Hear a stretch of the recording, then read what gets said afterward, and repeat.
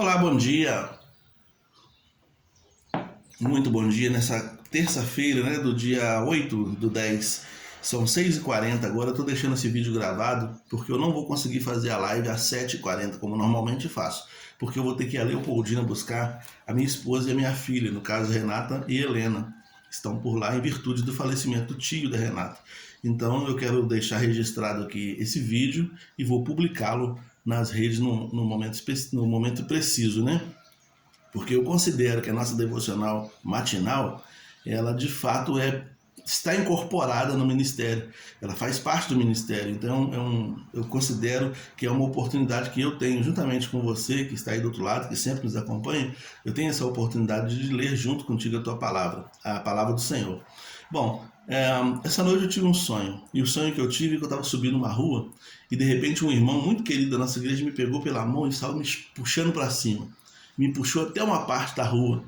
Daqui a pouco a esposa dele, ele me soltou minha mão, a esposa dele pegou pela minha outra mão e me puxou o resto do caminho. Nós chegamos numa casa grande, tinha vários irmãos lá, e a gente então, os irmãos estavam muito efusivos, cheios de planos, cheios de coisas para realizar.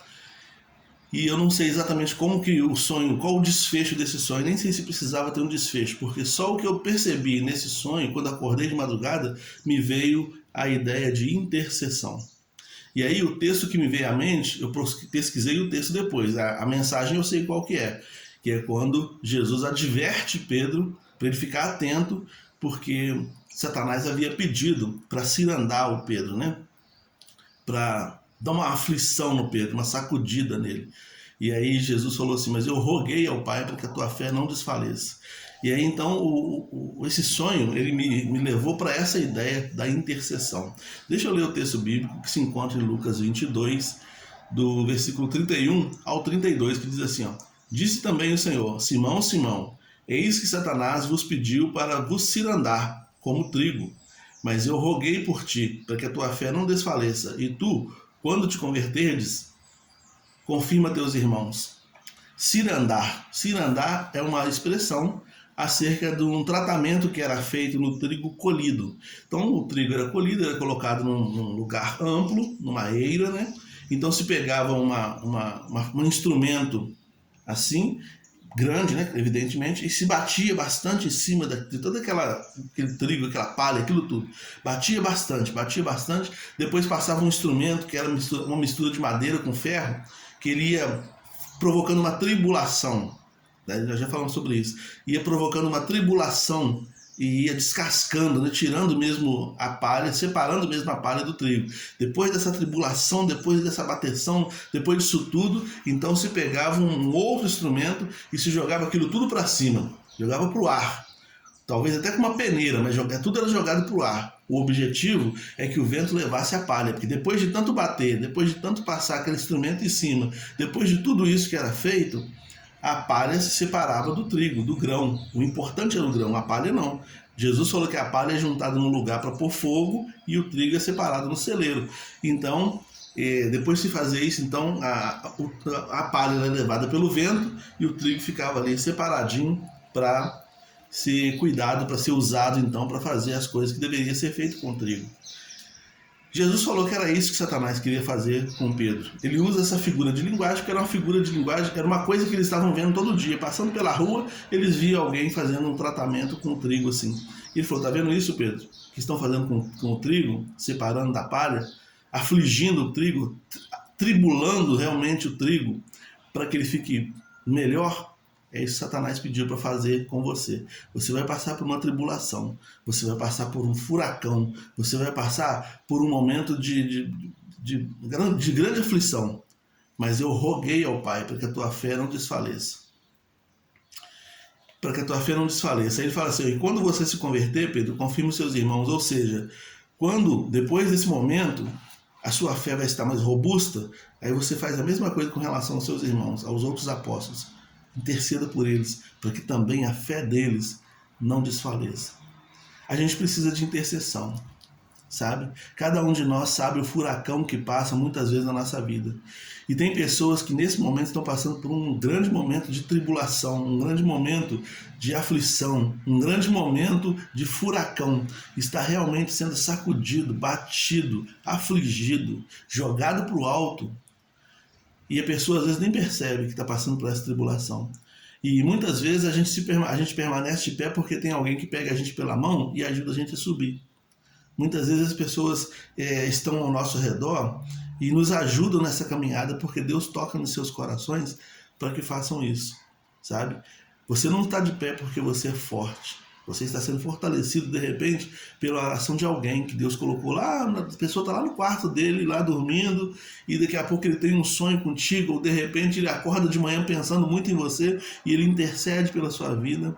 E você precisa dessa intercessão para sobreviver a essa tribulação que você está passando. Eu louvo a Deus pelas pessoas que oram por mim, que intercedem por mim. Eu louvo a Deus pelas pessoas que Deus muitas vezes coloca no meu coração para que eu interceda por elas. Eu louvo a Deus porque a igreja é isso, é um intercedendo pelo outro. Jesus falou, olha, Pedro, eu não fiz nada, Jesus, não fiz nada para te livrar, mas eu roguei ao Pai para que você não desfaleça, para que você resista a essa tribulação e saia mais forte do outro lado. E quando você sair mais forte do outro lado, você fortaleça os seus irmãos. Você vai sair convertido disso e você vai converter os seus irmãos. Quando a gente intercede por alguém, a gente se fortalece e fortalece o outro. E a gente vai fortalecendo um ao outro. E a igreja vai seguindo assim. Então eu louvo a Deus por aqueles que intercedem por mim, pela minha família. As setas do maligno não param, estão sempre vindo. Mas você está intercedendo, e se você percebe que Deus está mantendo a gente de pé, é por causa da sua intercessão. E eu quero te incentivar, meu irmão, você que não tem o hábito da oração, quero te incentivar a orar, aprender a buscar a Deus, aprender a interceder, a pedir pelas pessoas, a se colocar na brecha pela vida das pessoas. Igreja é isso. Igreja não é um lugar para você ir como se fosse no supermercado.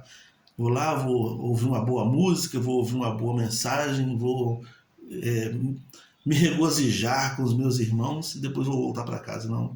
Igreja é uma batalha espiritual constante, que uns precisam ser defesas dos outros. A gente tem que orar pela gente e pelos outros, vigiar por nós, vigiar pelos outros também.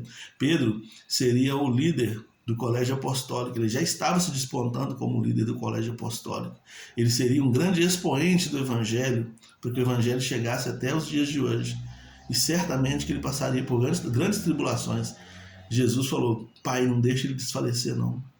Não deixa não. Às vezes você olha para uma pessoa e a pessoa está perdida, está atribulada, está perdida, está passando por uma luta, está cega, seguindo o caminho das trevas.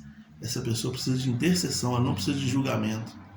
Ela não precisa ser julgada, ela não precisa ser colocada de escanteio, ela precisa de intercessão. É nesse momento que ela precisa ser carregada no colo. E é responsabilidade minha e sua fazer isso. Isso é cristianismo. Lembra do bom samaritano? Um homem estava semi-morto na estrada e os religiosos passaram e largaram ele lá. Mas aí veio um homem que era samaritano, que tinha um coração mais cristão do que aqueles religiosos que passaram ali. E ele entendeu que aquele homem precisava de ajuda, ele não precisava de julgamento. Talvez os religiosos julgaram-se limpos demais para tocar num homem semi-morto, julgaram-se religiosos demais para tocar num homem que estava ensanguentado, né? Ou julgaram aquele homem também bem feito, andando sozinho por essa estrada perigosa, e o que deu?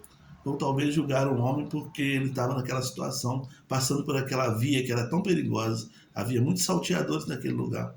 Mas o samaritano não quis julgar ninguém. O samaritano só falou o seguinte, tem um ser humano ali que está sendo atribulado, que está passando por uma luta e eu preciso ajudá-lo. E Jesus falou que esse samaritano foi mais religioso, foi mais espiritual do que aqueles religiosos que passaram por ali apontando o dedo para si mesmo como poderosos, religiosos, ou apontando o dedo para aquele homem que estava naquela situação. Então o cristianismo é carregar no colo. O cristianismo é pegar pela mão e ajudar a seguir. Cristianismo é ajudar as pessoas em meio aos turbilhões, furacões e as confusões mentais que tantas vezes o inimigo tenta colocar na mente da gente. E a gente precisa de ajuda mesmo, e precisa se ajudar. Jesus falou que o mundo conheceria, ou conhecerá, os seus discípulos quando a gente se amar. E amar é atitude, não é palavra. É aquilo que a gente faz pelo outro, não é aquilo que a gente fala do outro, né? Então, tem gente orando por você. E eu agradeço a você que tem orado por mim. Tem gente intercedendo por você. E eu agradeço a você que tem intercedido por mim.